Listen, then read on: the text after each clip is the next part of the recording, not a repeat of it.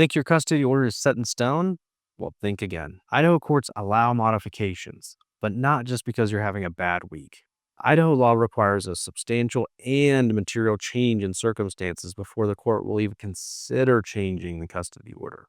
The change has to be substantial. So it could be something major like moving to a different town, getting a different job that requires you to alter your schedule so the current custody order isn't feasible anymore. It could be serious concerns about the child's well-being and the other parent's care. It could be that the kids are failing school because the other parent refuses and actively is engaging in prohibiting them from doing homework while they're in their care. So here are three very important things that you can do in order to modify your custody plan.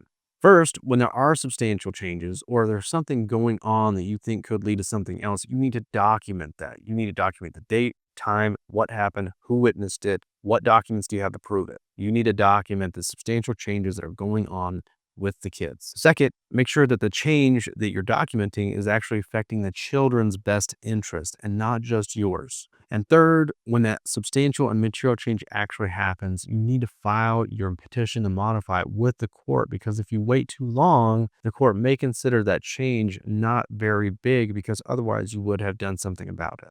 And fourth, if you have a complex case, you probably need an attorney. You don't have to call us, but call an attorney because these things are complicated and you could get railroaded. If you have a complex case, you're going to want to talk to an attorney.